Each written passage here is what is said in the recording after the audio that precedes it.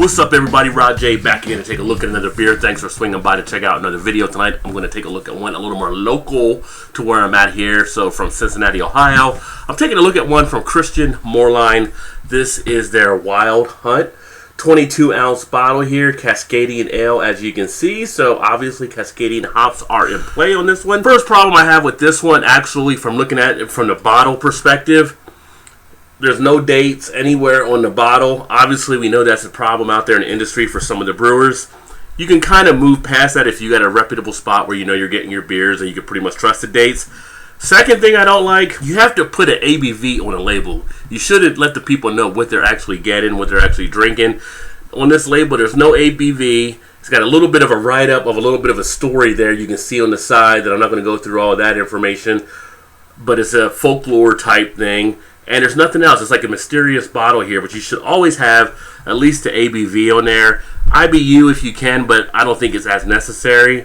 But just my judgment on that. So off the bottle there, those are two things that I'm not actually impressed with. As far as the Wild Hunt logo, it is a nice looking logo there, as you can see as well. So nothing really too much out of place there. Let's get it open and get it into a glass. This one is seen as being an IPA, Cascadian or black IPA.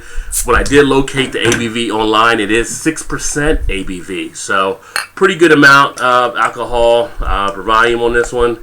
And wow, pouring out nice and dark as expected. Take a look at that. You got a nice foamy head that came out. Easily about a 2 to 3 finger, nice dark body, pretty much a jet black color. Get it to the light, yep, not seeing anything through there. Can't make out any other details. Ooh, it's got a nice aroma to it. I'm always picking up a little bit of that IPA citrus type feel. But with it being like a dark ale, I'm picking up those dark malts as well.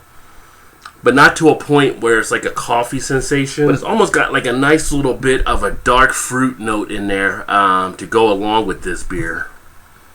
The aroma comes out of the glass rather easily. The head itself I would consider to be kind of a tan beige head there. It's got a nice little bit of an earthiness on the smell too. So not too bad of a beer. Now this one I believe is bottle conditioned. As far as the taste, oh, that's nice. It is a little bit boozy in the taste. You do get the alcohol coming through for sure. But up front, you do get a nice sense of, I want to say, more of a smooth out IPA. You have some bitterness there, but it's not overly bitter. That tip of the tongue is actually set off nicely, but it has a nice dry break as it goes to the finish. Goes down with a little bit of harshness on the back, but nothing overly harsh. Gets off the tongue nicely. I can feel some of the cheek action taking place. Definitely gets the taste buds going a little bit. So definitely one that's not bad to sit back and enjoy. Now the reason I picked this one up, I actually caught this one in one of my local spots again. And if you've seen enough of my videos, you know I've got a few spots up here where I get some really pretty good deals. 22-ounce bottle of this was, I think, $4.99. So that's what grabbed my eye as well. So I'm always looking to see if I can grab a good deal out of some of the craft beer, because some just go too overboard, I think, on pricing. But I like how you get a good amount of taste out of this one. It's really setting off the mouth nicely. I can feel it working around. It's got everything happening. It's not too overcarbonated. It's got a nice good texture on it. It's not too thin. It's not watery. Overall, it has a decent package around it. Now, I usually like to enjoy a lot of IPAs, as some people know, and I do really enjoy some of the black IPAs. This one is one that you can actually sit back and enjoy and not have it really dig in like some of the other ones that really get more to the coffee side of things a little bit as well. This one pretty much stays to the IPA type range.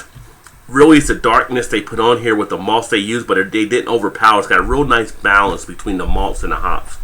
And this was the first time I've actually seen this one. But yeah, I do like that. I do pick up a little bit of that citrus in the taste as well from IPA, from the hops, from those Cascadian type hops. So yeah, very decent beer. Definitely one I would say to check out if you like the Cascadian hops. It's definitely one that you might want to Try if you happen to see it. I don't know all the places this is at. It was one spot I saw it at my store. I saw it, I think, at another one. But it's like I said, it's their 22-ounce bottle, so it's not something regular I think they put out there. But if you happen to check it out here in Cincinnati, Christian Moerlein Wild Hunt, and they have some distribution outside the area. So if you happen to be one of the places that get some of their beers, take a look, see if you can find it, especially if you're a black IPA fan. But with that all being said, I'm going to go ahead and finish knocking this one out. And you can also see some of the lacing before I go there. But overall, pretty pleasing beer. I look forward to catching you next time. Keep drinking good craft beers, and cheers.